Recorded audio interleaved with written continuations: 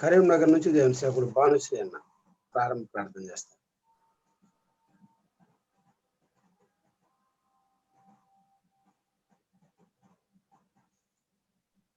స్థుతికి పాత్రుడా, స్తోత్రుడా, నమ్మదగిన దేవా, నీతిమంతుడా, మా ప్రభువును మా రక్షకును విమోచన సజ్జుడైన యేసుక్రీస్తు ప్రభువారు అతి శ్రేష్టమైన నామాన్ని బట్టి ఉదయకాలం నీ పాదసన్నిధికి ఏ విధంగా మమ్మల్ని సమకూర్చేందుకు స్తోత్రిస్తున్నాం ప్రభా.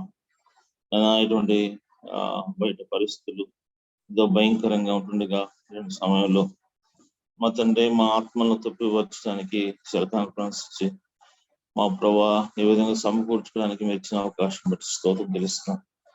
మా ప్రభా నీ దాసు ద్వారా ఆయన పాటల ద్వారా వాక్యం ద్వారా అంతట్లోనూ నీకు మహిమ తెచ్చుకోమని, ఈ సెల్ కాన్ఫరెన్స్ ద్వారా మన క్షేమం దయచేయమని, దాసులను బలపరచమని యేసుక్రీస్తు వేడుకుంటున్నాం తండ్రి. ఆమేన్.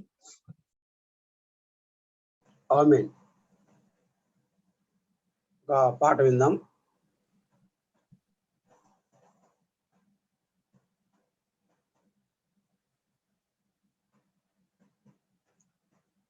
బాబా ప్రవీణ్ ఉన్నాడు అందుబాటులో?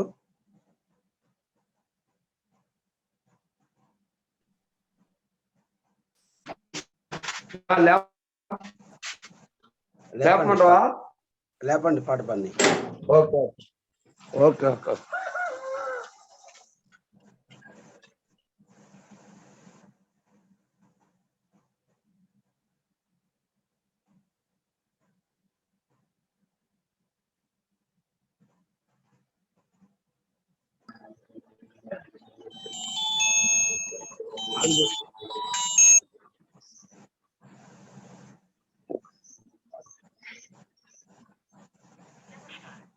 అదే అదే ఆ రోజు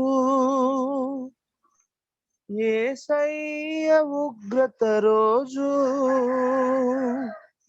ఏడేండ్ల శ్రమల రోజు, పాపులంతా ఏడ్చే రోజు. అదే అదే ఆ రోజు యేసయ్య ఉగ్రత రోజు, ఏడేండ్ల శ్రమల రోజు, పాపులంతా ఏడ్చే రోజు. అదే అదే ఆ రోజు, పిల్ల జాడ తల్లికి లేక, తల్లి జాడ పిల్లకు లేక, పిల్ల జాడ తల్లికి లేక, తల్లి జాడ పిల్లకు లేక, చెడుకొకరై పుట్టకొక్కరై అనాథలై అరచే రోజు, ఆ రోజు శ్రమ నుండి తప్పించే నాదుడు లేడు, ఆ రోజు శ్రమ నుండి తప్పించే నాదుడు లేడు. అదే అదే ఆ రోజు, సూర్యుడు నలుపై రోజు, చంద్రుడు ఎరుపై రోజు, సూర్యుడు నలుపై రోజు, చంద్రుడు ఎరుపై రోజు, భూకంపం కలిగే రోజు, దిక్కులే కారచే రోజు, ఆ రోజు శ్రమ నుండి తప్పించే నాదుడు లేడు, ఆ రోజు శ్రమ నుండి తప్పించే నాదుడు లేడు. అదే అదే ఆ రోజు ఓ మనిషి యోచించవా, నీ బ్రతుకు ఎలాగున్నదో. ఓ మనిషి యోచించవా, నీ బ్రతుకు ఎలా ఉన్నదో. బలము చూచి భంగపడకుమా,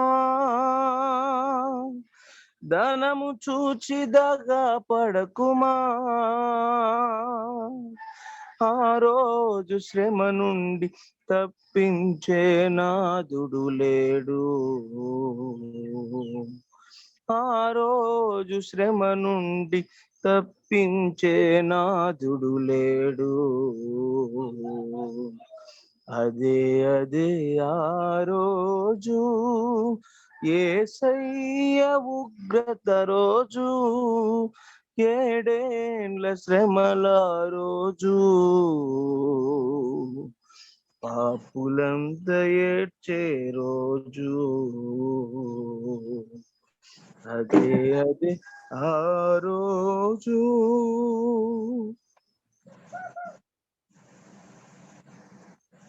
చక్కటి పాట పాడిన సువార్త గాయకుడు శీలం ప్రవీణ్ కుమార్ గారికి ప్రభునామములో వందనాలు.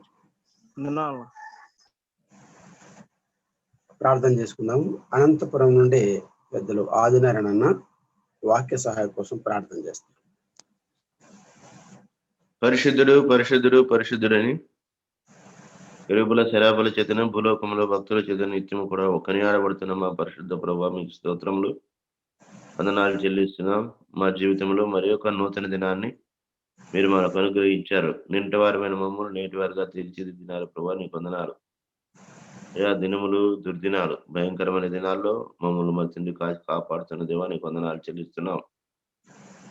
ఈ యొక్క నాయన మరి తండ్రి మార్నింగ్ కాన్ఫరెన్స్ ద్వారా అయ్యా మరి తండ్రి అనుదినము గురుజామున మీరు మాతో మాట్లాడుతున్నందుకు స్తోత్రాలు. ఈ దినం కూడా ప్రభా మేము ఒక దర్శనం చేసుకొని అయ్యా మిమ్మల్ని మరి తండ్రి మీ మాటలు వినగలిగేదానికి మాకు ఇచ్చిన సమయాన్ని బట్టి స్తోత్రాలు. మీ దాసుడు అయ్యా మరి తండ్రి మరి ప్రభా మైసూరు నుంచి మాట్లాడుతుండగా ఆ దాసుని మీరు బలపరచండి, మీ ఆత్మచేత నింపండి, మీ సత్యవాక్యాన్ని మా తండ్రి బయలుపరచినట్లు ట్రాన్స్లేషన్ చేస్తున్నారు.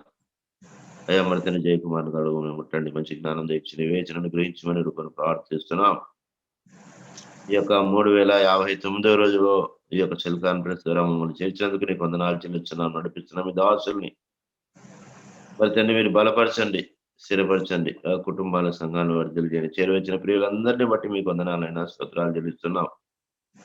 అయ్యా మరి తండ్రి మేమందరం భయముతో భక్తితో శ్రద్ధతో మీ మాటలు విని ఆ ప్రకారంగా జీవించి మీ నామానికి మహిమ తెచ్చేవారుగా మీద బలపడి స్థిరపడి మీకు సమీపస్తులుగా సాక్షులుగా జీవించినట్లు, మీ సారూప్యములకు మార్చబడినట్లు మా లోటుపాట్లు చక్కదిద్దుకొని సరి చేసుకొని మీ యందు దినదినము ఎదిగి బలం పొందినట్టు సహాయం తెచ్చేయమని ఈ సమయాన్నంతా కూడా మరి ప్రభావం మీ చేతికి అప్పగిస్తూ అయ్యా మరి అంతవరకు మీ ఆత్మ నడిపింపు తెచ్చండి. అభ్యంతరాలు ఆటంకాలు లేకుండా టెక్నికల్ గా ఇష్యూస్ మరి తండ్రి రాకుండా ప్రభా చక్కగా మరి తండ్రి మహిమ తెచ్చుకోమని నడిపించమని మా ప్రాణప్రియుడు మా రక్షకుడు సజీవుడైనటువంటి యేసుక్రీస్తు వారి శ్రేష్టమైన నామాన్ని బట్టి స్తుతించి ప్రార్థించి దీన మనస్సు అడిగి వేడుకుంటున్నాము తండ్రి, ఆమేన్. దేవుని వాక్యాన్ని విందాం.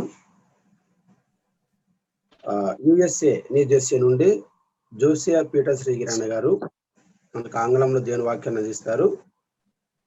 బెంగళూరు గాస్పల్ అసెంబ్లీ సంఘ పెద్దలు జయకుమార్ సాత్యాన్న తెలుగులోకి అనువాదం చేస్తారు. వందనాలన్నా ఇద్దరికి. ఓకే అన్న, వినపడుతుందండి? Thank you. Greetings to you all in the precious name of our Lord and Savior Jesus Christ. మన ప్రభువైన యేసుక్రీస్తు వారి అమూల్యమైన నామమున మీకు అందరికీ వందనాలు తెలియజేస్తున్నాను. I thank the Lord for giving this opportunity once again to be in his presence to share his word.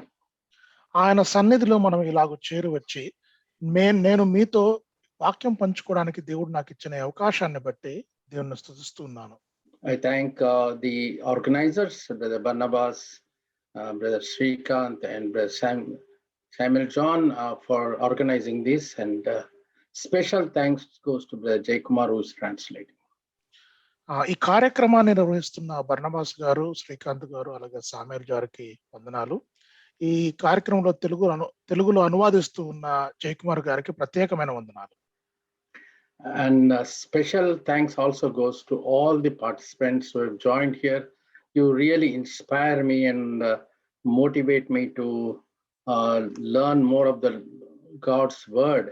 And also especially I'm really surprised that at this morning you're all present here. ఈ కూడికలో కూడి వచ్చిన వారందరికీ మరింత ప్రత్యేకమైన వందనాలు. నేను ఇలాగున్న వాక్యము ధ్యానించడానికి, ఇంకా ఎక్కువగా దేవుని విషయాలను నేర్చుకోవటానికి మీరందరూ కూడా నన్ను ప్రోత్సహిస్తున్న విధానాన్ని బట్టి మీకు అందరికీ వందనాలు తెలియజేస్తున్నాను. మరి ముఖ్యముగా ఉదయకాల వేళ మీరందరూ చేరి రావటం ఒకంత నాకు ఆశ్చర్యం కలిగిస్తుంది. I want to make a special mention about one dear brother in this conference. ఈ కూడికలో ఉన్న ఒక సహోదరుడు గురించి ప్రత్యేకంగా ఒక విషయం చెప్పాలనుకుంటున్నాను. That is Brother P.S. Paul. సహోదరులు పిఎస్ పాల్ గారి గురించి. Thank you, brother, for being present here. I see you in many conferences, and your enthusiasm and to be present inspires me a lot. PS Paul గారు, మీకు ప్రత్యేకమైన వందనాలండి. అనేకమైన కాన్ఫరెన్స్లలో నేను మిమ్మల్ని చూస్తూ ఉంటాను. మీరు రావటం మాకెంతో ప్రోత్సాహకరంగా ఉంటుంది. I would like to take your number and want to call and talk to you. నేను మీ నంబర్ తీసుకొని మీతో మాట్లాడాలని ఆశపడుతూ ఉన్నాను. Just to learn few things from you, and I would definitely like to touch base with Brother Barnabas and connect with you. మీ వద్ద నుండి కొన్ని విషయాలు నేను నేర్చుకోవాలనుకుంటున్నాను. ఖచ్చితంగా బర్నబాస్ గారి ద్వారా నేను మిమ్మల్ని కలుస్తాను ఫోన్లో. And before we go into this today's meditation, I just want to remind you what we have been doing so far. మనము ఈ దిన ధ్యానంలోనికి వెళ్ళక ముందు ఇంతవరకు మనము ఏమేమి ధ్యానించామో, ఏమేమి చూసుకున్నామో ఒక్కసారి అవన్నీ చూసుకోవాలని ఆశపడుతున్నాను. In generally, I would like to ask you people to share something, even one point that you would like, you were impacted or that you liked in the Word of God, not in what I spoke, but in the Word of God, what exactly touched your heart. I'd like to hear at least a few of them can share one sentence from the book of Jonah, chapter 1 and chapter 2. నేను మీ యొద్ద నుండి ఒకటి వినాలని ఆశపడుతూ ఉన్నాను. నేను మాట్లాడిన విషయాలలో మాత్రమే కాకుండా లేఖనాల మొత్తంలో కూడా మీ హృదయాలను తాకినవి, మిమ్మల్ని అత్యంత ప్రభావితం చేసిన వచనాలు కానీ విషయాలు కానీ ఏమైనా ఉంటే దయచేసి ఒకసారి పంచుకోవాలని నేను మిమ్మల్ని కోరుతూ ఉన్నాను. మరి ప్రత్యేకంగా యోనా 1-2 అధ్యాయాల్లో నుంచి కూడా మీరు ఏమైనా పంచుకోగలిగితే మంచిది. Especially, my interest is only about Jonah chapter 1 and 2. ముఖ్యంగా నేను యోనా 1-2 అధ్యాయాల్లో నుంచి మీరు మీకు నచ్చినవి, మీ హృదయాలను తాకినవి మీరు నాతో పంచుకోవాలని నేను ఆశపడుతున్నాను. Anyone? ఎవరైనా కానీ. అన్న, పాతాళ గర్భం గురించి చాలా వివరంగా చెప్పారు. కొత్త విషయాలు నేర్చుకున్నాను. Thank you. That's very nice.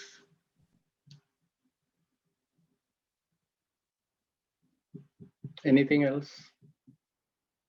మృతుల లోకము అనే పదం విని చాలా సంవత్సరాలు అయిందండి.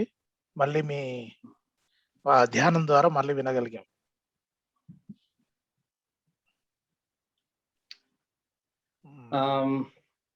Yeah, although that particular study about hell and various things that we did, in general may not be very useful for a believer, but it is good to have an understanding of all these, because when you go to share the word of God, people may ask a lot of questions, and if you can't answer, they should not be, deviating and think that you don't have any answers.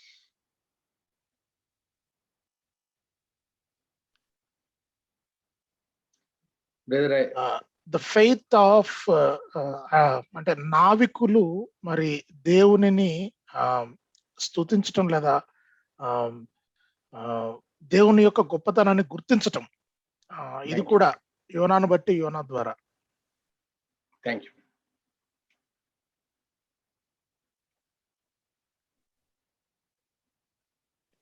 యోనా గ్రంథంలో వందనాలు. వందనాలండి. యోనా గ్రంథంలో ఒక క్రైస్తవుడు నిద్రపోతూ ఉంటే బాధ్యతను విస్మరించి ఒక అన్యుడు నావికుడు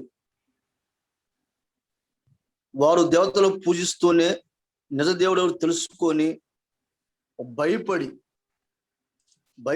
నాకు చింత లేదా ప్రార్థించాల్సిన విషయం నువ్వు మర్చిపోయావా అన్న ఒక బుద్ధి చెప్పడం అనేది చాలా మేల్కొల్పు. ఈ దినాల్లో భయంకరమైన క్లిష్ట పరిస్థితుల్లో ఒక మేల్కొలుపుగా ఆ విషయాలు చెప్పడం అనేది చాలా బాగుంది బ్రదర్. అంటే జ్ఞాపకం చేయటం మరలా మనకి మన బాధ్యత ఏంటో మనకి. Thank you. మనకి ఈ విషయాలన్నీ తెలుసండి, ఏమి కొత్తవి ఏమి మనం షేర్ చేసుకోవట్లేదు.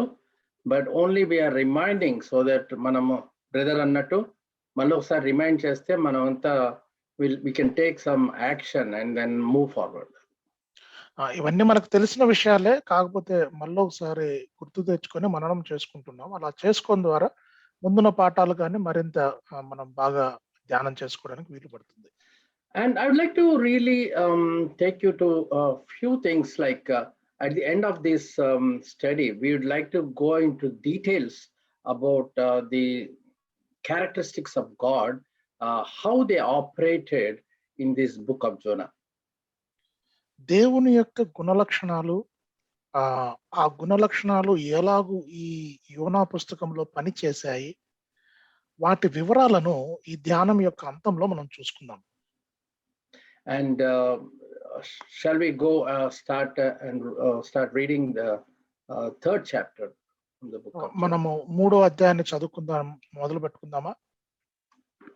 One second, brother. I'd like to open up and I don't know if you want to read from the Bible, you can do so, whatever is convenient for you.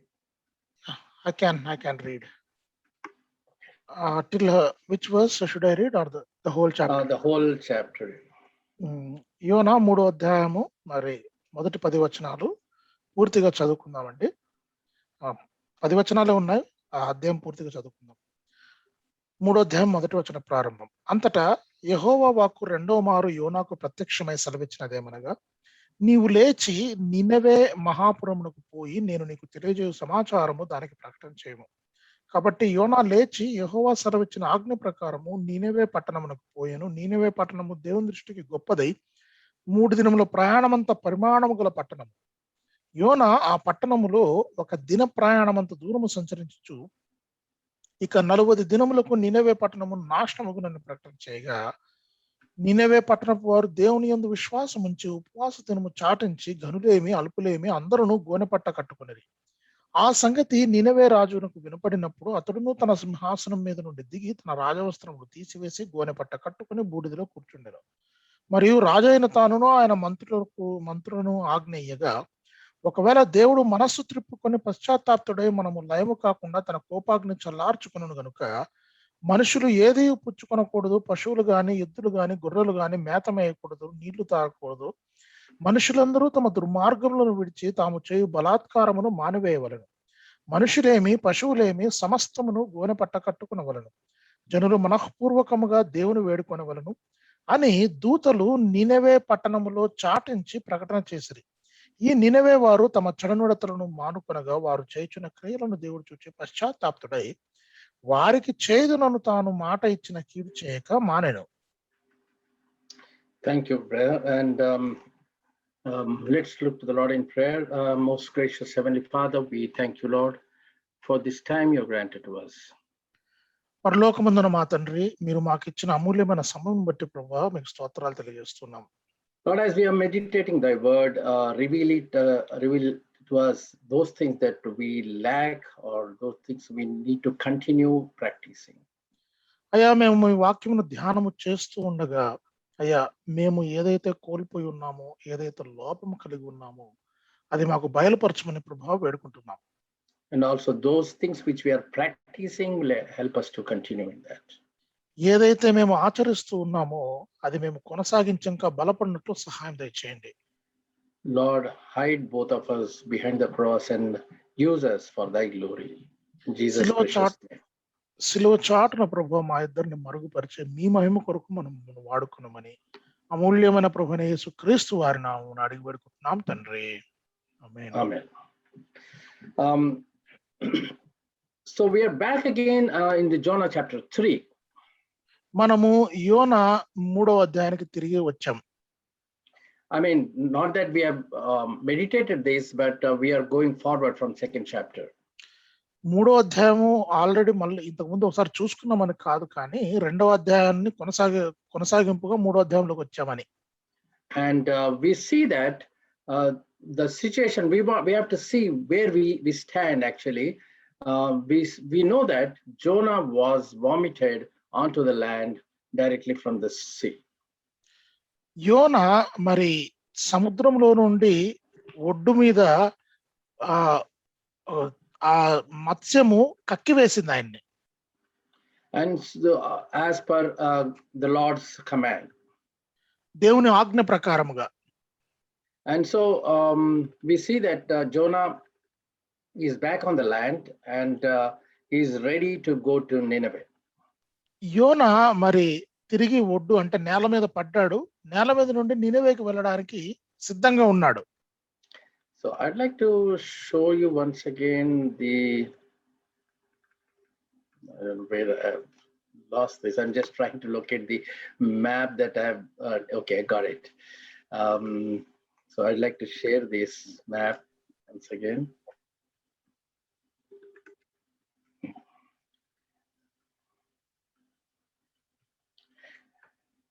Just reminding you where we are.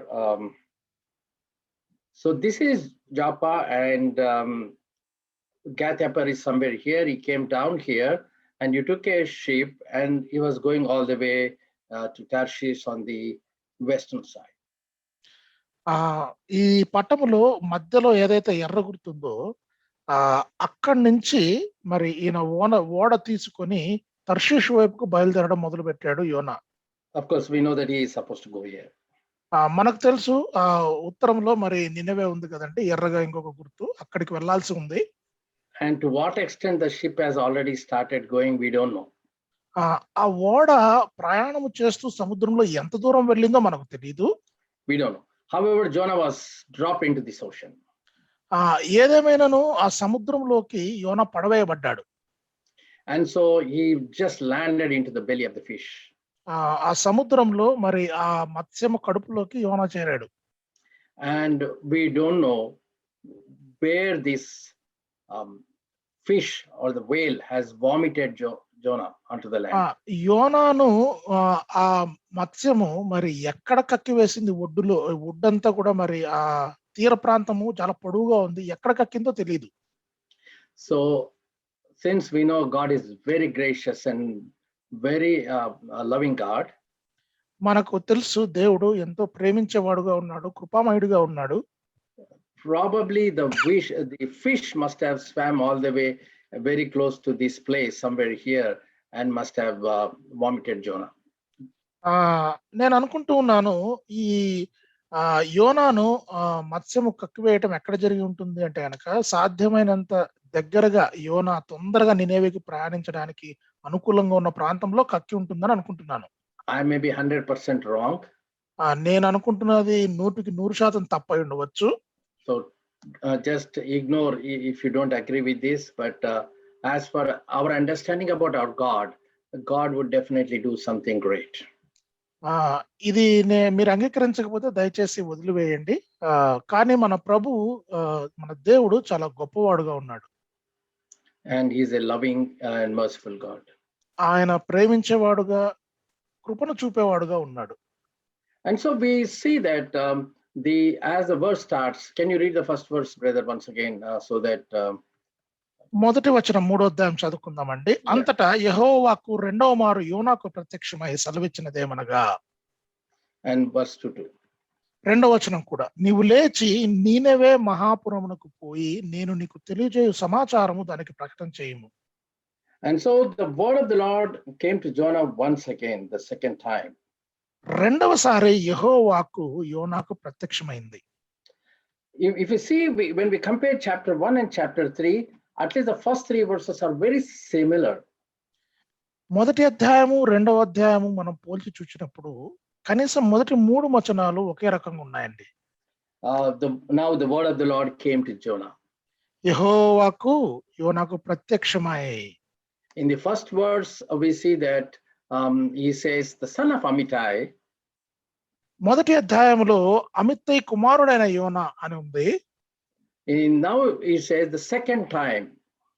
3వ అధ్యాయం మొదటి వచనంలో యెహోవా వాక్కు రెండవ మారు యోనాకు ప్రత్యక్షమై ఉంది. That is the only difference between these verses in the chapter 1 and chapter 3. మొదటి అధ్యాయం మొదటి వచనంలోను 3వ అధ్యాయం మొదటి వచనంకి ఈ రెండిటి వచనాలకు మధ్య తేడా అదే. And verse 2 says, arise, go to Nineveh, that great city. రెండవ వచనం ఏమంటుంది, ఇదిగో నినేవే పట్టణంలో దోషము నా దృష్టికి ఘోరమాయను గనుక నీవు లేచి నినేవే మహాపట్టణమునకు పోయి దానికి దుర్గతి కలుగునని ప్రకటించుము అని ఉంది. మొదటి అధ్యాయం రెండవ వచనం. Yeah. So there in the chapter 1, it says, its wickedness has come up before me. మొదటి అధ్యాయం రెండవ వచనంలో చూస్తే నినవే పట్టణస్థుల దోషము నా దృష్టికి ఘోరమాయను అని ఉంది.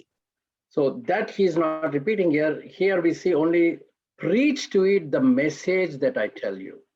3వ అధ్యాయం రెండవ వచనంలో ఆ నినవే పట్టణస్థుల పాపం ప్రస్తావించబడలేదు, కానీ నినవే మహాపురమునకు పోయి నేను నీకు తెలియజేయ సమాచారం వారికి తెలియజేయమని ఉంది. Cry out against it. That's what is in the first chapter. మొదటి అధ్యాయం రెండవ వచనములో దుర్గతి కలుగునని ప్రకటింపమనుంది. Cry out against it. Of course, in English it is just cry out. ఆంగ్లంలో అయితే ప్రకటన చేయని మాత్రమే ఉంది.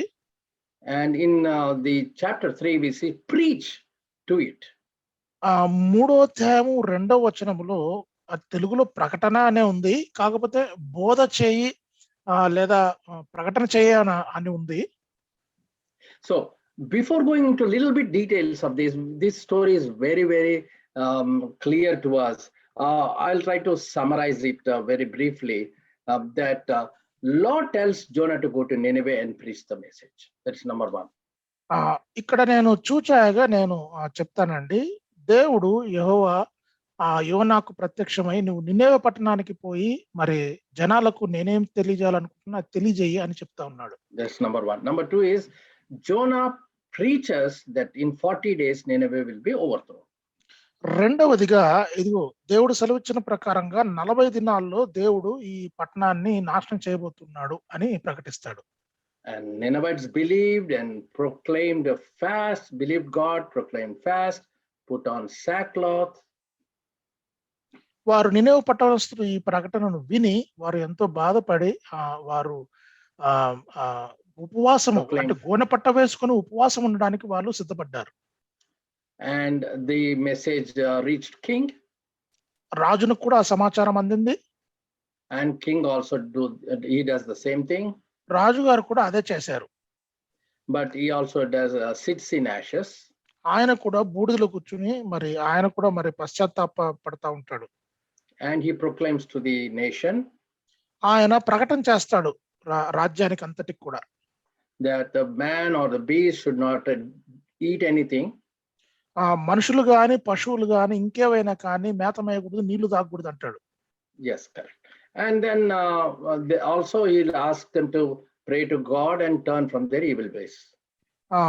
మరి వారు దేవుని వేడుకోవాలని జనులందరూ కూడా మరి ఆ చెడుతనం నుండి తమను తాము దూరం చేసుకోవాలని ఆయన జనాలందరినీ కోరతాడు. And of course God relents and spares Nineveh. అంతంలో మరి దేవుడు పశ్చాత్తాప్తుడై మరి దేవుడు నినెవే పట్టణానికి చేస్తానన్న కీడు చేయకుండా మానుకుంటాడు. Now let's go back to and go in little bit detail from verse 1 again. మొదటి వచనం నుండి ఇంకొంచెం లోతుగా వివరంగా మనం ధ్యానం చేద్దాం. The word of the Lord comes again to Jonah. యెహోవా వాక్కు యోనాకు రెండవసారి ఎందుకు ప్రత్యక్షమైంది? How was the situation of Jonah right now? దేవుని యొక్క యోనా యొక్క స్థితి ఏంటి ఆ సమయంలో? I'm not going to give out right now how his situation was, except that he already committed a big sin of disobedience, and God has no reason to again call him. యోనా విషయం మనం చూసినట్లయితే దేవునిని విరోధించి దేవుని ఆలోచనకు విరోధంగా ఆయన పనులు చేసి గొప్ప పాపం చేశాడు. దేవుడు ఆయన్ని మళ్ళీ తిరిగి పిలుచుకొని పని అప్పగించడానికి కారణం ఏం లేదు వాస్తవానికి. Yet God is a God of second chance. అయినా కూడా దేవుడు రెండవ అవకాశాన్ని ఇచ్చే దేవుడు. Is there anyone here who had the second chance? ఈ కూడికలో ఎవరైనా గాని రెండవ అవకాశము దేవుని చేత పొందుకొని ఉన్నారా?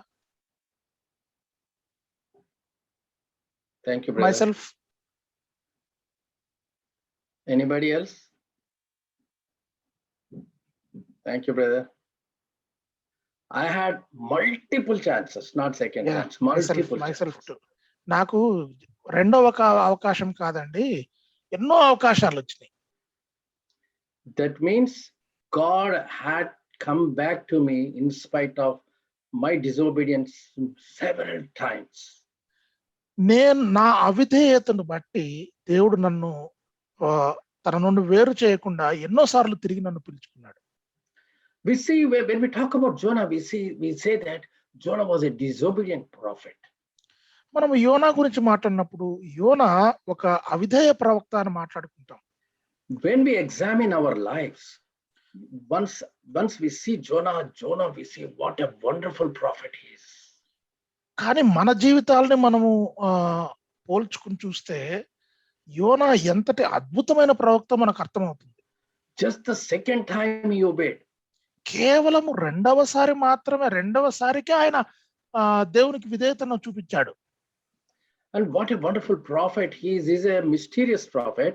He's a disobedient prophet, but he is much far better than people like me. ఒక రకంగా మర్మంతో కూడిన అర్థం కాని ప్రవక్తగా యోనా కనబడుతున్నాడు నాకైతే. ఒక రకంగా మరి ఎంతో అవిధేయుడైన ప్రవక్తగా యోనా కనబడుతున్నాడు. And so God is a God of second chance. అవును, మన దేవుడు రెండవ అవకాశాన్ని ఇచ్చే దేవుడు. What a awesome character that is God is displaying. ఎంతటి ఆశ్చర్యకరమైన గుణాన్ని, లక్షణాన్ని దేవుడు ఇక్కడ మనకు బయలుపరుస్తున్నాడండి. You know, there is one word, amazing word God uses to Moses. మోషే విషయంలో ఒక అద్భుతమైన పదాన్ని దేవుడు ప్రయోగించాడు. That should not be given to a man. వాస్తవానికి ఆ పదాన్ని ఒక మానవుని విషయంలో ఉపయోగించకూడదు. Can somebody tell me what is that word God uses? మీరు ఎవరైనా చెప్పగలరా ఆ పదం ఏంటనేది? మోషే విషయంలో దేవుడు వాడిన పదం.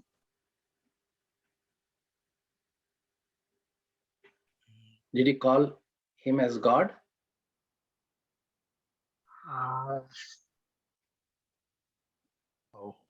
I'm not sure. He'll be like God. Yeah, he's a meek person. That's true.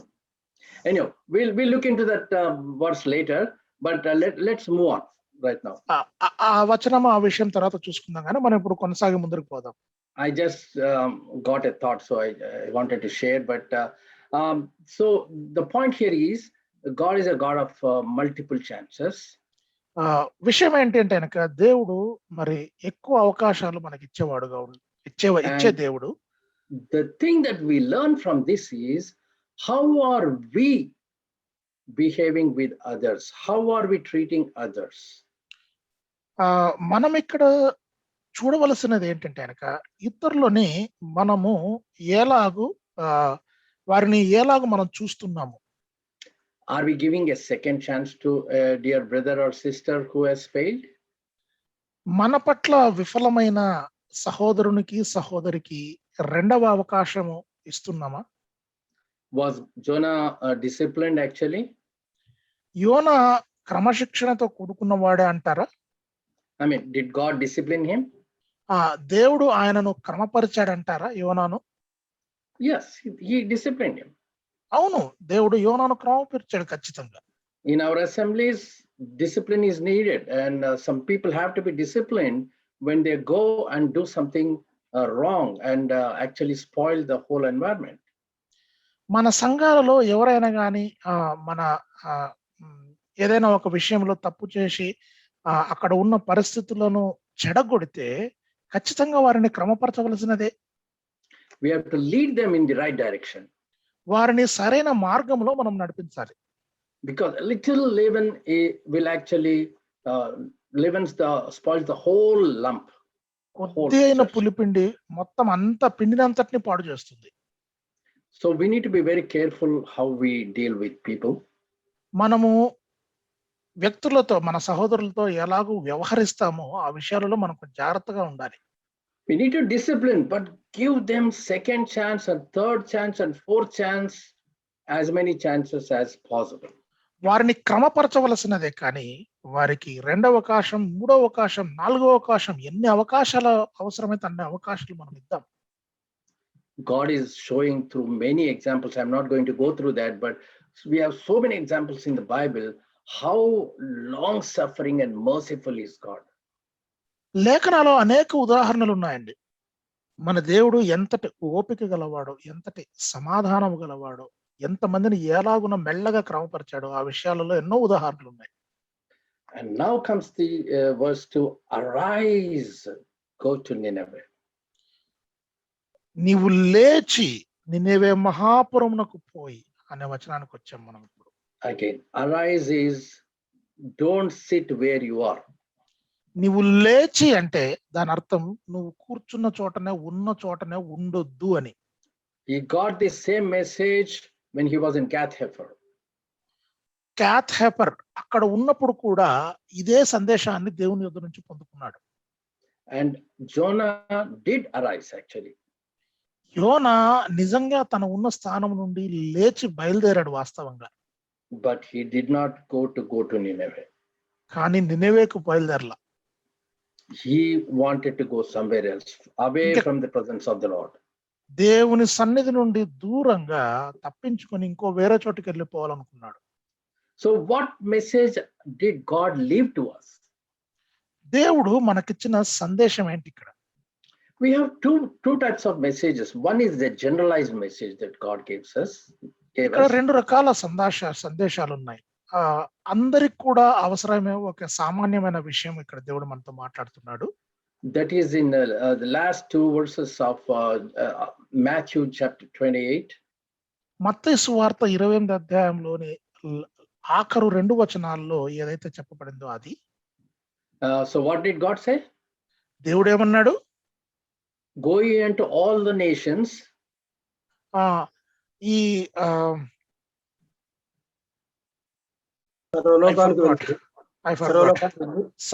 సర్వలోకానికి వెళ్ళి సర్వ సృష్టికి సువార్తను ప్రకటించండి అని. Can you really read that, brother, in Telugu, please? మత్తయి సువార్త 28వ అధ్యాయంలో మరి ఆఖరు వచనాల్లో మనం చదువుకుందామండి. 19వ వచనం, కాబట్టి మీరు వెళ్ళి సమస్త జనులను శిష్యులనుగా చేయుడి, తండ్రి యొక్కయు కుమారుని యొక్కయు పరిశుద్ధాత్మ యొక్కయు నామములోనికి వారికి బాప్తిస్మం ఇచ్చుచు.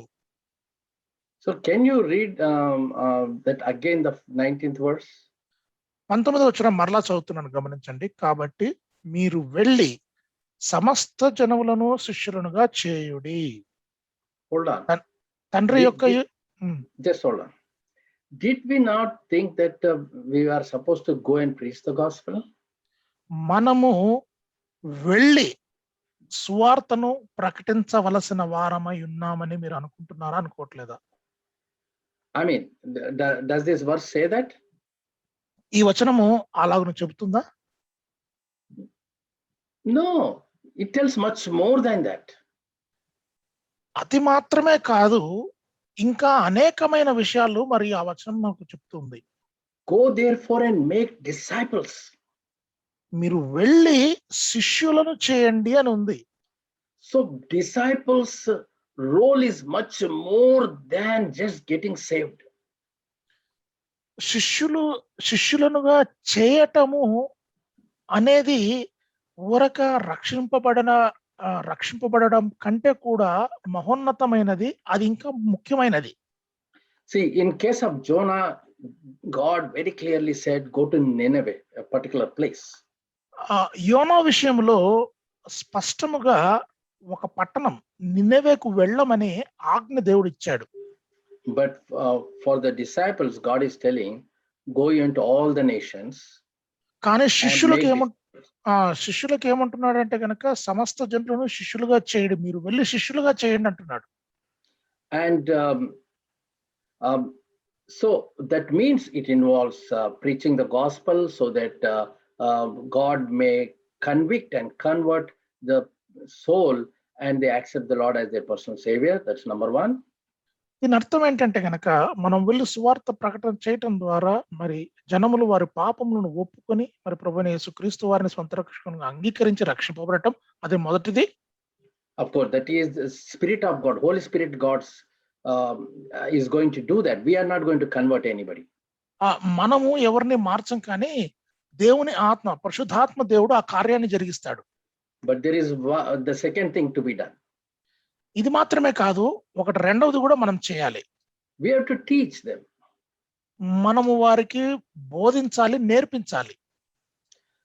There is no use just going to, and of course, in this conference, there are a lot of elders, evangelists who are doing all this. I'm not talking to all of you. I'm just mentioning what is written here. ఈ కూడికలో మరి పెద్దలైన వారు, సేవకులైన వారు చాలా మంది ఉన్నారు, ఈ పని చేస్తూనే ఉన్నారు. నేను వారందరి గురించి మాట్లాడట్లేదు, కానీ ఇక్కడ సందర్భానుసారంగా నేను మాట్లాడుతున్నాను. Teaching them to do what? వారికి నేర్పించాలి. ఏం చేయడానికి నేర్పించాలి? All things that I have commanded you. నేను మీకు ఆజ్ఞలు ఏవైతే ఇచ్చానో ఆ ఆజ్ఞలన్నిటి విషయం వారికి నేర్పించాలి. So when do we do that? ఎప్పుడు చేస్తాం అది పని? First, I have to practice them thoroughly. ముందు ఆ ఆజ్ఞలను నేను గైకొంటే కదా ఇతరులకు ఆజ్ఞలు గైకొనమని నేను నేర్పించగలిగేది. So when do I learn everything? నేను ఎప్పుడు అన్ని నేర్చుకోగలుగుతాను and practice them? ఎప్పుడు ఆచరణలో పెట్టగలుగుతాను నేర్చుకున్నవి? It's a lifetime affair. అది జీవితకాల పని అండి అది. Which means at the end of the life, will I have to go and start teaching them? ఏంటి దాని అర్థం ఏంటి? జీవితకాలం అంతా నేర్చుకొని నా జీవిత చరమాంకంలో వెళ్ళి వారికి సువార్త చెప్పాలా? No, it means that as you keep on learning and growing in the Lord, as you practice, go and preach only that. మీరు ఎదిగే కొద్దీ, మీరు నేర్చుకుని ప్రభువులో ఎదిగే కొద్దీ, ఆచరణలో పెట్టే కొద్దీ మీరు నేర్చుకున్నది వెళ్ళి వారికి బోధించి వారికి కూడా నేర్పించండి. And that is what is all about the that God is telling the disciples to do. శిష్యులకు చేయమని చెబుతున్న విషయం అంతా కూడా అదే. Which means there is a lot of responsibility as each one of us as believers. విశ్వాసులంగా మనందరి మీద కూడా ఒక గొప్ప బాధ్యత ఇది. You should not be drinking milk like babes, newborn babes. బాలురు అప్పుడప్పుడు జన్మించిన వారు పాలు తాగినట్లుగా మనం ఉండకూడదు. But we need to exercise, learn, and then practice, and then teach. మనము నేర్చుకోవాలి, పాటించాలి, ఆ తర్వాత నేర్పించాలి. And so that is the procedure. Now coming back to Jonah, it is very important what God is specifically telling to Jonah. యోనాకు ప్రత్యేకంగా దేవుడు ఏమి చెబుతున్నాడో అది ముఖ్యం ఇక్కడ. Go to Nineveh, that great city. నీవు లేచి నినెవె మహాపురమునకు పోయి preach to it the message that I tell you. నేను నీకు తెలియజేయు సమాచారము దానికి ప్రకటన చేయుము. So here Jonah those days prophets were just waiting from the message that God is going to give them, and then going to deliver that message. యోనా మరి దేవుడిచ్చే సమాచారం ఏంటో దాని కొరకు ఎదురు చూస్తే దాన్ని తీసుకొని నినివే పట్టడానికి వెళ్ళి ప్రకటన చేయడానికి రెడీగా ఉన్నాడు. And that's how the prophets used to work. అలాగున ప్రవక్తలు పనిచేసేవారు. But for us, all the things that are needed for us has already been written, and the Bible is closed. No more new things to be added. మన విషయంలో ఈ కాలానికి వచ్చినట్లయితే ఏదైతే మనకు దేవుడు చెప్పాలనుకుంటున్నాడో వాటన్నిటిని గ్రంథస్థం చేశాడు లేఖనాల్లో. ఆ గ్రంథస్థం కూడా సమాప్తము చేయబడింది. ఇంకా మళ్ళా కొత్తగా దేవుడు మనతో మాట్లాడేది చెప్పేదంటూ ఏమీ ఉండదు. There is a lot of information that we need to learn to really understand God. దేవుని వాస్తవంగా నిజంగా మనం అర్థం చేసుకోవాలంటే గనక మనం చదువుకోవాలి, ఎంతో నేర్చుకోవాలి. Important thing for us is clearly understanding the command of God. దేవుని ఆజ్ఞలను కరెక్ట్ గా అర్థం చేసుకోవడము ప్రాముఖ్యం. That is, here the command is very simple, very, very simple. Go to Nineveh. ఇక్కడ ఈ ఆజ్ఞ ఏదైతే ఉందో అది చాలా సరళంగా ఉంది, సామాన్యంగా ఉంది. నినెవేకు పో. Each one of us, as we are living in this world, and as we are going to our churches, assemblies, we get a message through God. Go to this place and preach the gospel. దేవుని యొద్ద నుండి మనకు సందేశాలు వస్తాయండి. మనము ఈ లోకంలో జీవిస్తూ ఉండంగా, సంఘ సహవాసంలో ఉండంగా దేవుడు మనతో మాట్లాడుతూ ఉంటాడు. ఇదిగో ఈ పలానా స్థలానికి పోయి దేవుని పని చేయి లేదా దేవుని సువార్త ప్రకటించు అని. But we all know that we have to do according to the assembly testimony, according to the assembly plans. That's how we work with the consultation with the elders. We work that. మనము స్థానిక సంఘ పెద్దలతో సహా కలుసుకుని స్థానిక సంఘ ప్రణాళిక ఎలాగ ఉంటే ఆ ప్రణాళిక ప్రకారంగా అందరూ కలిసి పనిచేస్తారు. And there are nothing called independent evangelists away from the church and doing that. సంఘానికి వేరుగా సువార్థికులు ఒక్కరుగా ఉంటూ మరి పని చేయటం అంటూ అట్లాంటిది ఏమీ లేదండి. And the message is very, very clear. ఈ సందేశము చాలా స్పష్టంగా ఉంది. In the first chapter, we see that God tells him, go and cry out to Ninevites. మొదటి అధ్యాయములో మరి చాలా బాగా చెప్పబడింది, నీవు వెళ్ళి దానికి దుర్గతి కలుగునని ప్రకటించు అని యోనాకు చెప్తూ ఉన్నాడు. Yeah. So, but cry out and no. In the first chapter, it is not like that, brother. మొదటి అధ్యాయంలో అలాగున లేదు. In the second, the third chapter, it is there. మూడవ అధ్యాయములో ఆంగ్లంలో క్రై అవుట్ అనే పదం ఉందండి. అంటే బాగా మొరపెట్టు, ఎలుగెత్తి ఏడ్చు అన్నట్లుగా. Yeah, cry out against it, for their wickedness has come up before me. వారి పట్టణస్థులు అంటే నినెవె పట్టణస్థుల దోషము నా దృష్టికి ఘోరమాయను గనుక నీవు లేచి నినెవె మహాపట్టణమునకు పోయి దానికి దుర్గతి కలుగునని ప్రకటించమని ఉంది. Is it there in Telugu like that? Actually, whatever I read now is from the first chapter, brother. You want me to read whatever is written in the third chapter? Okay, Durgati, it is there. Huh? Okay. Durgati is there in first chapter, second verse. Okay, fine. So, because in English, it is not there like that. For their wickedness has come before me. There is no nothing like it will be destroyed. In the chapter 3, it is there. వాస్తవానికి మొదటి అధ్యాయం 2వ వచనంలో దానికి దుర్గతి కలుగునని వ్రాయబడి ఉంది, కానీ అటువంటి పదజాలము మరి ఆంగ్ల బైబిల్లో లేదండి. 3వ అధ్యాయంలో అది ప్రస్తావించబడింది. Okay, fine. So Jonah rose up and went to Nineveh according to the word of the Lord. దేవుని వాక్య ప్రకారముగా యోనా లేచి నినెవె పట్టణమునకు వెళ్ళాడు. And in the fourth verse, we'll see that the message is very clear. Yet 40 days and Nineveh will be overthrown. 4వ వచనములో ఆ సందేశము చాలా స్పష్టంగా నినెవె పట్టణములకు చేరవేయబడింది. ఇక 40 దినములకు నినెవె పట్టణము నాశనమగుననే ప్రకటన చేయగా. So that information is there in the fourth verse. 4వ వచనంలో అది ఉంది. So when God gives a message, we should be very clear about what message God is giving to us. దేవుడు మనతో ఏదైనా మాట్లాడినప్పుడు దేవుడు ఖచ్చితంగా ఏ సందేశాన్ని ఇస్తున్నాడు అనేది మనం బాగా అర్థం చేసుకోవాలి. And where we go, what we preach is very important. ఎక్కడికి వెళ్ళాలి, ఏం ప్రకటన చేయాలి, ఇవి ముఖ్యం. I don't want to mention the organization's name. I want to keep it like don't want to mention, but this organization impacts a lot of lives, Christian believers' lives. నేను ఒక సంస్థ ఉన్నది, ఆ సంస్థ యొక్క పేరు ఇక్కడ ప్రస్తావించడం లేదు కానీ ఈ సంస్థ ఎంతో మంది విశ్వాసుల జీవితాలను ప్రభావితం చేస్తుంది. They teach leadership courses. వారు నాయకత్వ పాఠాలను బోధిస్తారు. The beauty of these leaders who teach are something amazing, that they actually practice what they preach.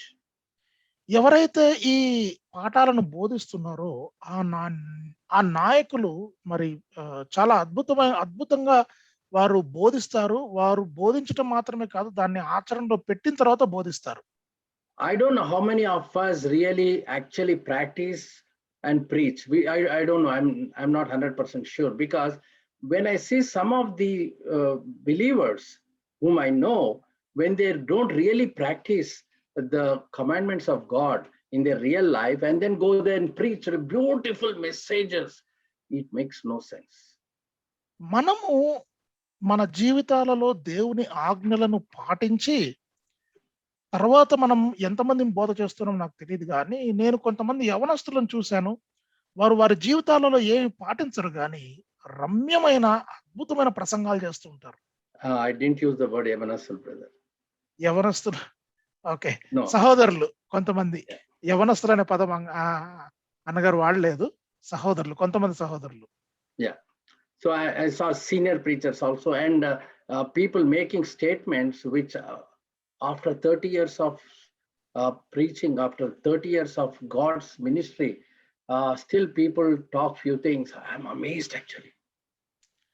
30 ఏళ్ల సేవా జీవితం తర్వాత కూడా మరి కొంతమంది కొన్ని విషయాలు మాట్లాడతారు. అవి విన్నప్పుడు నాకు ఆశ్చర్యం వేస్తుంది. Anyhow, keeping aside, one important thing this particular organization teaches at the end. ఈ ఏదైతే సంస్థ ఉందో ఈ సంస్థ ఆఖరుకు ఒక ప్రాముఖ్యమైన సంగతి తెలియజేస్తుంది. I liked it very much. నేను దాన్ని చాలా ఇష్టపడ్డాను. You know what they teach? వారు ఏం నేర్పిస్తారు తెలుసా? To whichever church you belong, మీరు ఏ సంఘానికి చెందిన వారైనా, now that you have impacted and empowered with the word of God, దేవుని వాక్యము చేత ప్రభావితము చేయబడి శక్తి నొందారు కనుక you stay in your assembly. మీ సంఘాలలో ఉండండి. Empower the assembly. సంఘాలను బలోపేతం చేయండి. Show to them the changed life you have now, that you start practicing what you are actually preaching. Now show that to them. వారికి అందరికీ కూడా మీరేదైతే బోధ చేస్తున్నారో అది ఆచరిస్తూ బోధిస్తున్నారు అనే విషయాన్ని వాళ్ళకు అవగతం చేయండి. So that others also will see, oh my God, this brother has changed so much. I mean, his behavior is totally different. I need to follow him, and I need to really take his example. So the whole assembly would be transformed. మిమ్మల్ని చూసి, మీరు చేసే పనులను చూసి ఇతరులు కూడా ప్రోత్సహించబడి, ఇదిగో ఈ సహోదరుడు ఒకప్పుడు ఇలా ఉన్నాడు, ఇప్పుడు ఇలాగున మారిపోయాడు, మేము కూడా అలా అవ్వాలి అని మరి సంఘమంతా కూడా భావించే విధంగా మీరు పని చేయండి. They never preach to these people saying that, oh, your church is not good, just leave that and go to a better church. They never preach that. They say, stay in your church and equip people, empower them, You have changed, you have been empowered, you empower the church assembly. వారు ఎప్పుడు కూడా మీ సంఘం బాగలేదా అయితే మీ సంఘాన్ని విడిచి వేరే సంఘానికి లేకపోతే వేరే ప్రాంతానికి వెళ్ళిపోండి అనేది ఎప్పుడు కూడా వారు నేర్పించరు. ఏది ఏమైనా మీ సంఘములో నిలిచి ఉండండి. మీరు బలపడ్డారు, వాక్యాన్ని చదువుకొని నేర్చుకొని నాయకత్వ లక్షణాలు తెచ్చుకున్నారు. మీరు అక్కడ ఉండి పని చేసి ఇతరులను కూడా బలపరచండి, ప్రోత్సహించండి అని నేర్పిస్తారు. God made each one of us as leaders. మనలో అందరినీ కూడా నాయకులనుగా దేవుడు తయారు చేశాడు. And we have to exercise that, learn that and exercise in our assemblies. మనం అది నేర్చుకొని మన సంఘాలలో అలాగున మనము చేయవలసిన వారమై ఉన్నాం. When I say leader, you may not be a elder, you may not be a deacon.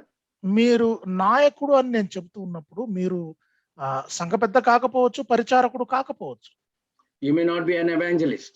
మీరు సువార్థికుడుగా కూడా ఉండకపోవచ్చు. You may not be heading some ministry.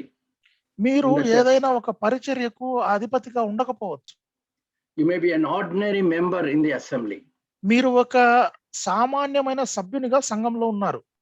If you really follow what God is preaching to you, teaching to you, that message, then you're going to first impact your own assembly a lot.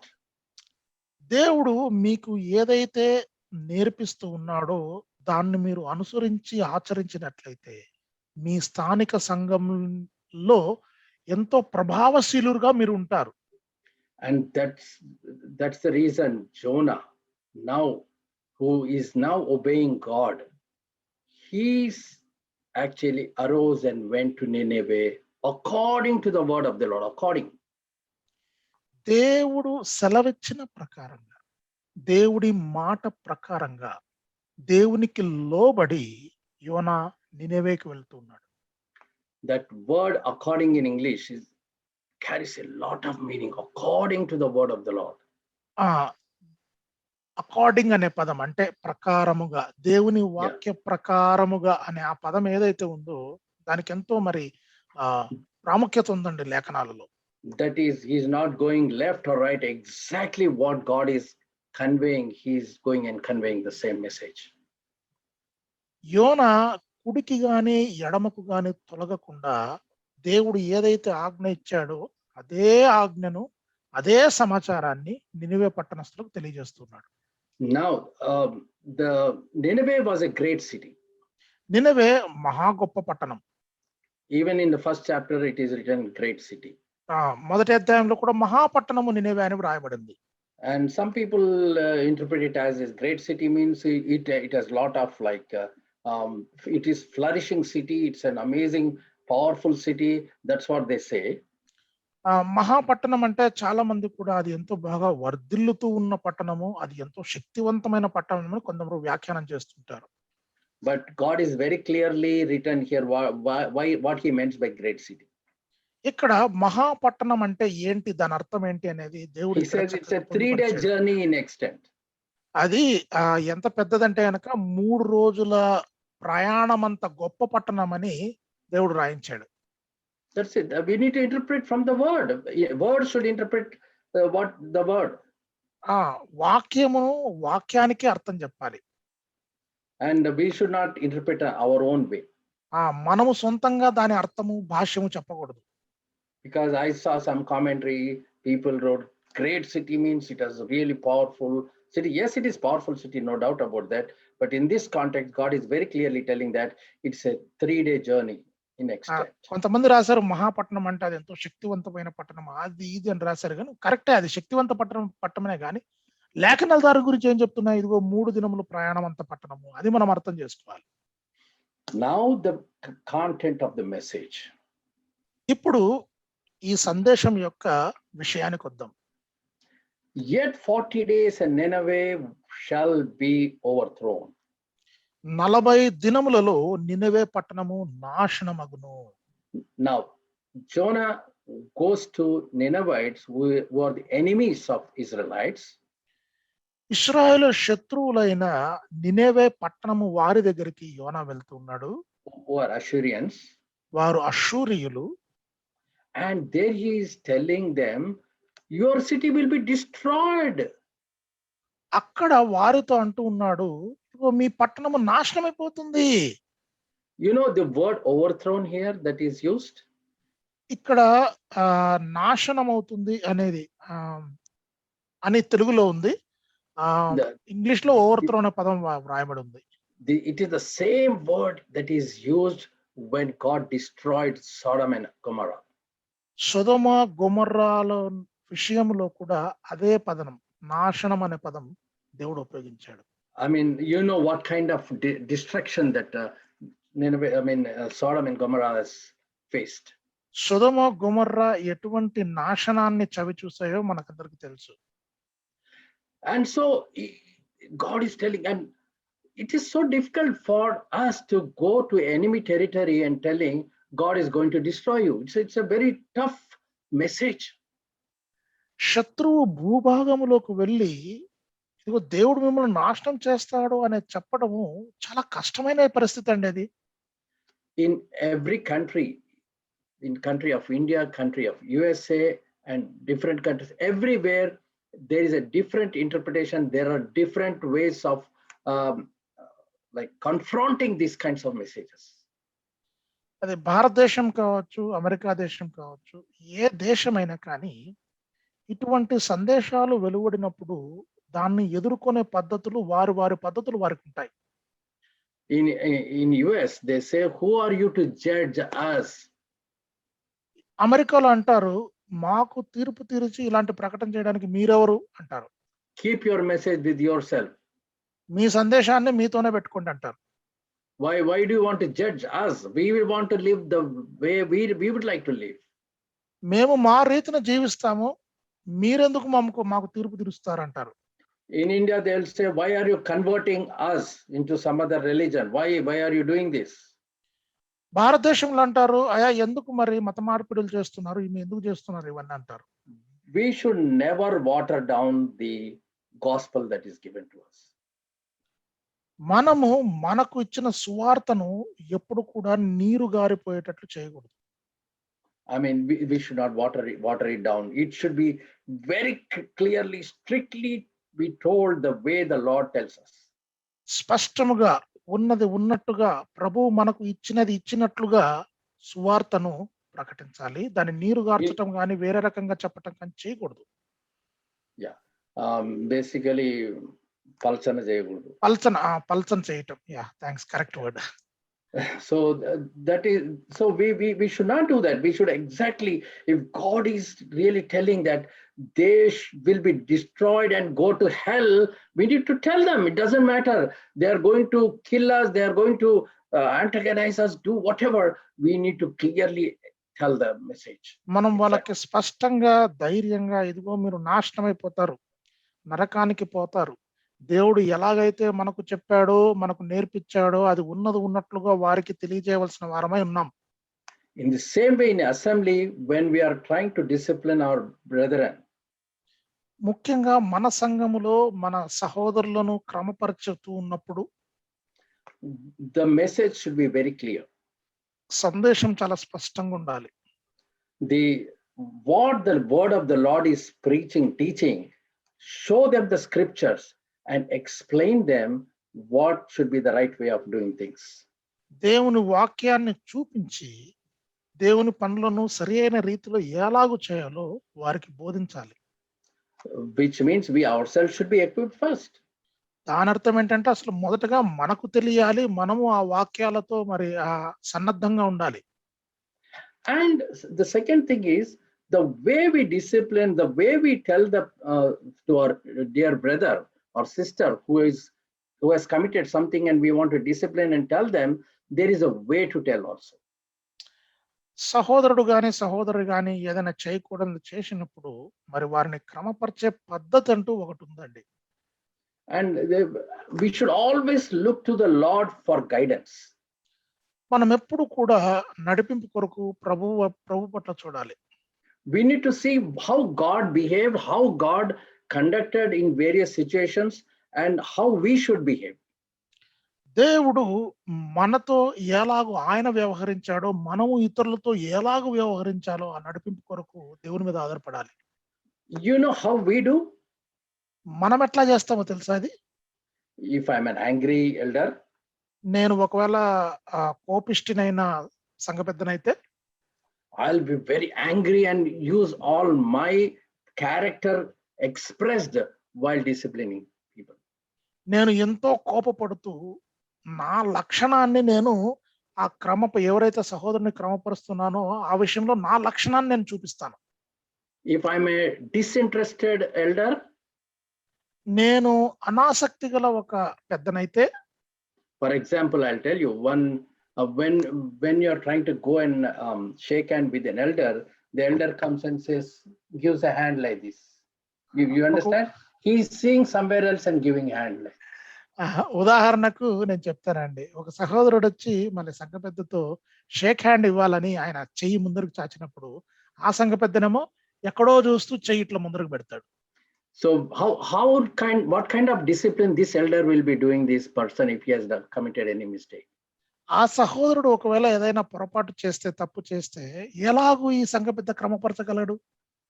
I mean, I'm asking you, how is going to do it? He is going to do as if very disinterested. I mean, he wouldn't even talk. He cuts off from him and he does all things. ఎలాగూ క్రమపరచడానికి ప్రయత్నిస్తాడంటే ఏదో చేస్తే చేయాలన్నట్లుగా అంత ఆసక్తి లేకుండా చేస్తాడనమాట. You know, all this comes from how we grew up and how the environment is. I'm not finding fault with any parents or anybody. It all depends on the environment we live in.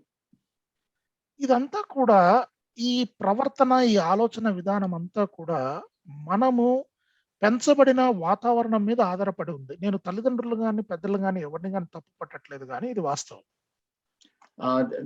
For example, if a child does something, ఉదాహరణకు ఒక పిల్లవాడు ఏదైనా చేస్తే something wrong, the parent would say that, don't talk to me. పిల్లవాడు ఏదైనా తప్పు చేస్తే తండ్రి అంటాడు, నాతో మాట్లాడొద్దు అంటాడు. Don't talk to me. నాతో మాట్లాడొద్దు. For children, the most precious thing is to talk to parents. That's the most precious thing. పిల్లలకు అత్యంత విలువైనది ఏంటి అంటే తల్లిదండ్రులతో మాట్లాడటం. Here they don't do like that. ఇక్కడ వాళ్ళు అలా చేయరు. They don't say, don't talk to me. వారు డోంట్ టాక్ టు మీ అంటే నాతో మాట్లాడొద్దు అని అనరు. At the most, they'll put them in a room and tell them, you are like, disciplined for 1 hour. You stay there and then come back later. ఇంకా ఎక్కువగా ఏమైనా చేయవలసి వస్తే వాళ్ళని ఒక రూమ్ లో ఉంచి, ఇదిగో మీరు ఒక గంట సేపు ఇక్కడే ఉండండి, గంట సేపు తర్వాత వచ్చి మీ పనులు చేసుకోండి, లేకపోతే మాతో మాట్లాడండి అని వారిని క్రమపరచడానికి ప్రయత్నం చేస్తారు. Grounding. They call it grounding. దాన్ని గ్రౌండింగ్ అనే పదం వాడతారండి ఆ పద్ధతికి. So why I'm telling all these things is we need to be very clear what kind of message God is giving and how we deliver that. ఎందుకు ఇవన్నీ చెప్తున్నానంటే దేవుడు మనతో ఏం మాట్లాడుతున్నాడు, మనము దాన్ని తీసుకొని నేర్చుకొని ఇతరులతో ఏం మాట్లాడుతూ ఉన్నాం అనే విషయంలో చాలా స్పష్టంగా ఉండాలి మనం. Yet 40 days and Nineveh will be overthrown. 40 దినములలో నినివే పట్టణం నాశనం అవుతుంది. What a strong message. ఎంతటి బలమైన గాఢమైన సందేశం అండి అది. I really don't know how Jonah did that. నాకు అర్థం కాదు అసలు యోనా ఎలాగూ చేయగలిగాడు, ఎలాగూ చెప్పగలిగాడు ఆ మాట అని. What kind of a daring person he is to go into the enemy territory and giving this message. యోనాకు ఎంత ధైర్యం ఉండాలని శత్రుని భూభాగంలోకి వెళ్ళి శత్రువు పట్టణము నాశనం అయిపోతుందని ప్రకటించడానికి. All these things we are talking is about human mind and human energy and human power we're talking about. ఇవన్నీ కూడా మరి మనిషి యొక్క మనస్సు అంతరంగము, మనిషి యొక్క శక్తి, మనిషి యొక్క బలము ఇవన్నీ సూచిస్తున్నా దాని గురించి మనం మాట్లాడుతున్నాం. What we are forgetting is మనము ఏం మర్చిపోతున్నాము అంటే even before Jonah went to Nineveh, Nineveh పట్టణానికి యోనా వెళ్ళక మునుపే God has already through the Spirit of God prepared the hearts of all the people. దేవుని ఆత్మ ద్వారా నినవే పట్టణస్థుల హృదయాలన్నిటినీ కూడా ఈ సందేశం వినటానికి సిద్ధపరిచాడు దేవుడు.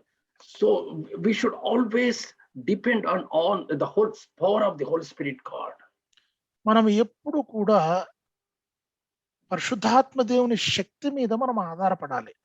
Okay, I'm going to go and compromise and bring these two brothers together. I don't know how they're going to react and all that. Don't ever depend on your own skills and knowledge. ఇద్దరు సహోదరులను నేను ఐక్యపరచాలి, సమాధానం వారిద్దరి మధ్య నేను తీసుకురావాలి అని మన స్వంత ప్రయత్నము, మనకున్న నైపుణ్యాలను మనం ఉపయోగించి చేయటం కాదు, కానీ దేవుని శక్తి మీద మనము ఆధారపడవలసిన వారమై ఉన్నాం. The best thing is to be thorough with the scriptures. Just present the scriptures to them, and the rest the Lord is going to do everything for us. మనము చేయదగ్గ మంచి పని ఏంటి అంటే కనుక లేఖనాలను తెరిచి వారికి చూపించి లేఖనానుసారముగా వారితో మాట్లాడటం. That's all is needed. That's exactly what Jonah did here. అది మాత్రం చేస్తే చాలండి. యోనా చేసింది కూడా అదే. Jonah did not tell, look, I went into the deep ocean. I was in the belly of the fish. I survived for 3 days. Come on, you all should believe. All that message is not written here. యోనా ఇదిగో నేను సముద్రంలో పారవేయబడ్డాను, చేప కడుపులోకి వెళ్ళాను, మళ్ళా చేప కక్కి వేసింది, తర్వాత నేను వచ్చి మీకు ఈ ప్రకటన చేస్తున్నాను అంటూ ఇంత ఏం చెప్పలా. డైరెక్ట్ గా ఉన్న విషయాన్ని సూటిగా చెప్పాడు. In fact, in the mariners in chapter 1, you know how they got saved? వాస్తవానికి నావికులు మొదటి అధ్యాయంలో ఎలాగో రక్షింపబడ్డారో తెలుసా? Of course, Jonah praised God and he said he worships God who has created the heaven and the earth. మరి యోనా ప్రార్థన చేశాడు, మరి సమస్తం ఇదిగో ఆకాశాన్ని భూమిని సృష్టించిన దేవుడా అంటూ ఆయన దేవుని మహింపరిచాడు. But the real repentance, I mean, the real change came when Jonah was put into the ocean became calm. వారు యోనా దేవుని స్తుతించటం, దేవునికి ప్రార్థన చేయటం చూశారు, కానీ అప్పుడు మార్పు రాలేదు. వాస్తవంగా వాళ్ళలో మార్పు ఎప్పుడు వచ్చిందంటే గనక యోనా వారు ఎత్తి యోనాను సముద్రంలో పడేసిన తర్వాత సముద్రం నిమ్మళమైంది. దాన్ని చూసిన తర్వాత వాళ్ళలో మార్పు వచ్చింది. They saw a miracle. వారు ఒక అద్భుతాన్ని చూశారు. There was a big storm that could not be controlled at all. ఒక గొప్ప తుఫాను, ఎటువంటి దానిని ఎదుర్కొనలేని తుఫాను ఒకటి వచ్చింది. Jonah only shared, he did not pray. Jonah only shared that he worships God who created the heaven and the land and things like that. ఆయన వాస్తవానికి ప్రార్థన చేయలేదు, కానీ కేవలం చెప్పాడు, ఇదిగో నేను ఫలానా దేవుణ్ణి, ఎవరైతే దేవుడు ఆకాశాన్ని భూమిని సృష్టించాడో ఆ దేవుణ్ణి నేను ప్రార్థిస్తాను అని ఆయన చెప్పాడు, అంతే. God's sovereignty was demonstrated in every step there, whether it is during the playing of the dice there, and when Jonah was dumped into the ocean, suddenly the storm calmed down and everything was good. యోనా విషయంలో మరి అడుగడుగునా కూడా దేవుని సార్వభౌమత్వము కనబడతా ఉంది. వారు ఎవరు దీనికి కారకులు, ఈ తుఫానుకని చీట్లు వేయడం మొదలైనప్పటి నుంచి కూడా మరి ఆ మొదటి అధ్యాయం ఆఖరు వరకు, అంటే సముద్రము నిమ్మళమైపోయేంత వరకు కూడా దేవుని యొక్క సార్వభౌమత్వము అడుగడుగునా మనకు కనబడుతుంది. So we see that the mariners saw a miracle happened, and so they started praising God, worshiping God, the true God. మరి ఒక అద్భుతం జరిగింది. ఆ అద్భుతాన్ని చూసిన వెంటనే ఈ నావికులందరూ కూడా దేవుణ్ణి మహింపరచడం మొదలుపెట్టారు, దేవుని యందు విశ్వాసం ఉంచడం మొదలుపెట్టారు. Now let's come to Nineveh. ఇప్పుడు నినవే పట్టణానికి వద్దాం. Here the message is strong. ఇక్కడ సందేశము చాలా బలమైన సందేశం. ఇది Strong in the sense it's very harsh. బలం అంటే గనక అంత వినసొంపైన సందేశం కాదు. It is very harsh, very, like, people don't like to listen to that. అది ఎవరు కూడా వినడానికి ఇష్టపడనిది ఒక రకంగా ఆహ్, ఆహ్, చాలా చెడ్డ సందేశం అది. In a normal circumstances, the people of Nineveh should hate Jonah for preaching such a message. సామాన్యంగా వాస్తవానికి యోనా ఆ సందేశం ప్రకటించినప్పుడు యోనాను నినెవె ప్రజలందరూ కూడా హృదయం లోపల నుండి ద్వేషిస్తారు. But normally that would happen. But a miracle happened because the Spirit of God was working in the hearts of the people. కానీ ఇక్కడ ఒక అద్భుతం జరిగింది. ఏంటా అద్భుతం అంటే దేవుని ఆత్మ నినెవె పట్టణస్థుల హృదయాలలో పనిచేస్తా ఉంది. Many times, it is not how we preach, how wonderfully we presented gospel, nothing to do with simple way, whatever God has provided. We present the gospel. It is the Spirit of God who is going to work in their hearts.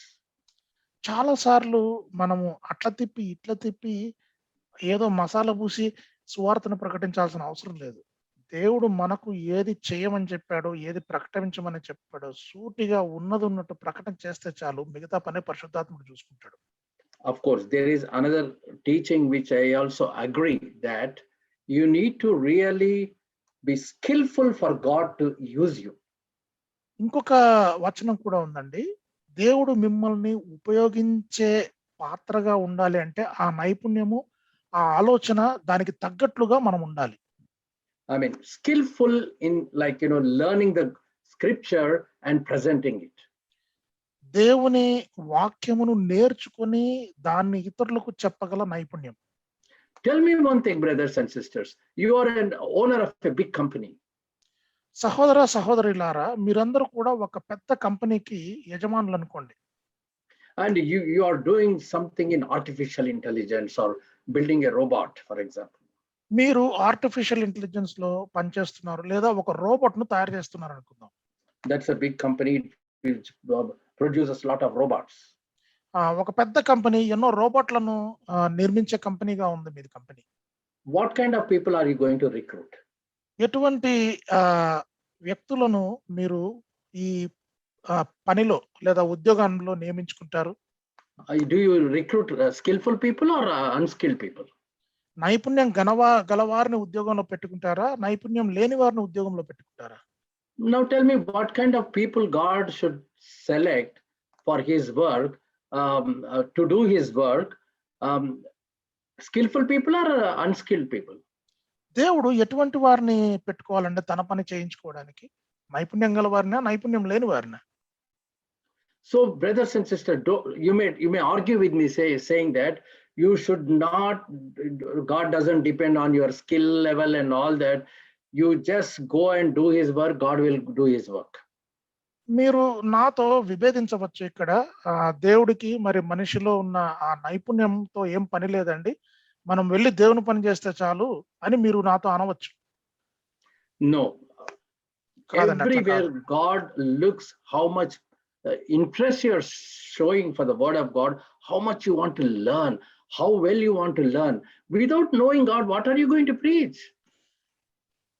దేవుణ్ణి మనము ఎంత బాగా అర్థం చేసుకున్నాం, వాక్యాలను ఎంత బాగా పఠించాం. దేవుడు అంటే ఎవరో అర్థం చేసుకోకుండా, దేవుడు మనతో ఏం చేయించాలో తెలుసుకోకుండా మనం ఏం పని చేస్తామండి? Unless we walk with God thoroughly, continuously, we can't know about him to really preach to others who our God is. దేవుని అర్థం చేసుకోకుండా, దేవునితో మనము మన కాలమంతా కూడా మనం పని చేయకుండా దేవుణ్ణి మనం అర్థం చేసుకోలేము. దేవుడు ఇతరులకు ఏం చెప్పాలనుకుంటున్నాడో మన ద్వారా అది కూడా చెప్పలేము. Anyhow, coming back to Jonah clearly presented the exact message that he was delivered to him, and the rest was done by God. యోనా విషయానికి వస్తే గనక, యోనా ఉన్నది ఉన్నట్లుగా ఏమీ కలపకుండా దేవుడు ఏదైతే నినెవె పట్టణస్థులకు సమాచారము చేరవేయాలని ఆశించాడో అదే సమాచారాన్ని యోనా చేరవేశాడు. And you know what the people did? ప్రజలు ఏం చేశారో తెలుసా? They believed God. వారు దేవుని యందు నమ్మకం ఉంచారు. Which God? ఏ దేవుడు? God Jehovah. యెహోవా దేవుని యందు. In fact, Nineveh means actually, in some places, they say that Nineveh, the name signifies like a place of fish, a house of fish. నినేవే గురించి అంటారు చేప యొక్క గృహము అనే అర్థం వచ్చేటట్లుగా కూడా నినేవే గురించి చెప్తారు. I mean, different. There is a Dagon, which is a goddess also, which is half man, half fish, and all that. Even Ninevites used to worship Dagon.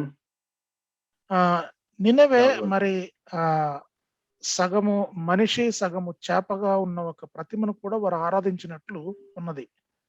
Anyhow, the point here is very simple, that the Spirit of God worked in the hearts of the Ninevites. ఇక్కడ విషయము చాలా సామాన్యమనేదండి. అదేంటంటే కనుక దేవుని ఆత్మ నినివే పట్టణస్థుల హృదయాలలో పనిచేసింది. 3 things they did.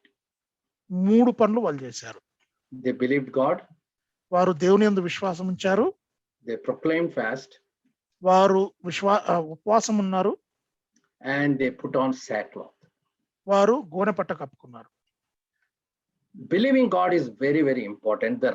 The true and living God they believed. దేవుని యందు విశ్వాసం ఉంచడం చాలా ముఖ్యమైన విషయం అండి. మరి వారు నిజమైన దేవుని యందు విశ్వాసం ఉంచారు. Then they proclaimed fast. తర్వాత వారు ఉపవాసం ఉండాలని నిర్ణయించుకున్నారు, ప్రకటన చేశారు. Why? ఎందుకని?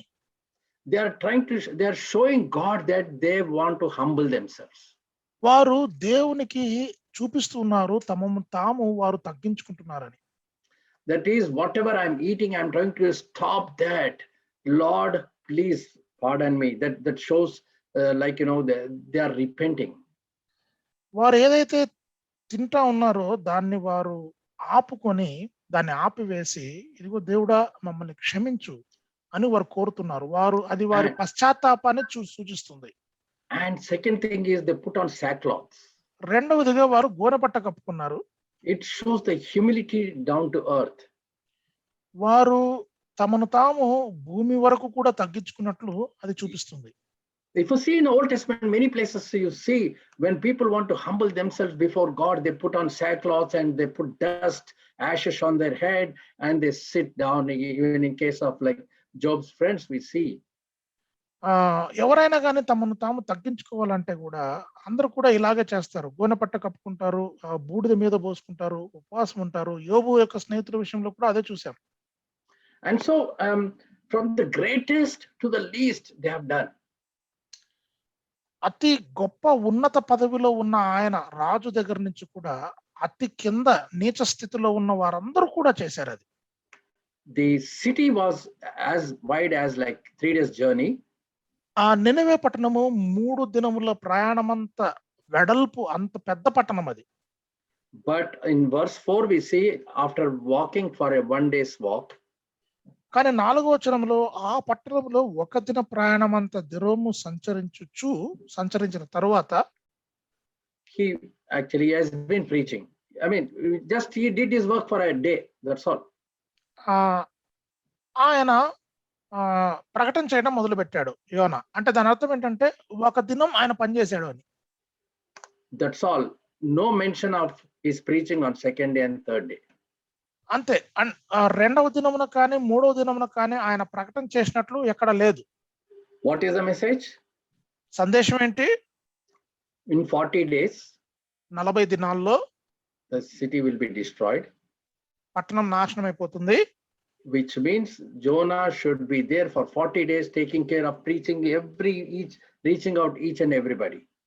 దాని అర్థం ఏంటంటే గనక ఈ 40 దినాలు కూడా యోనా అదే పట్టణంలో ఉండి అందరినీ ఈ విషయమే అప్రమత్తం చేస్తూ ప్రకటన చేస్తూ ఉండాలి. Now I'm not going to go into details about what the significance of these 40 days is.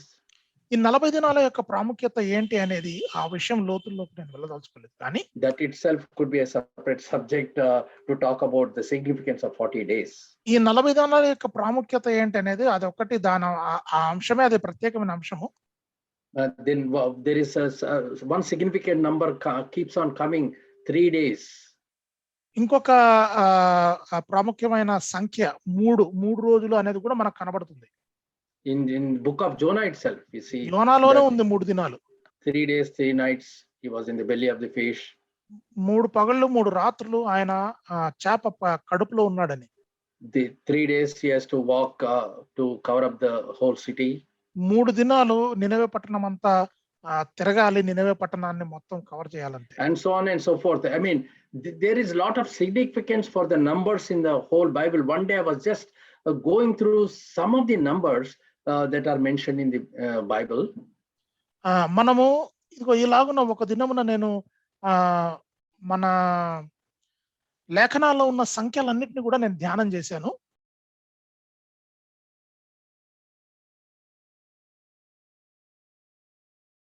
Brother, you're on mute.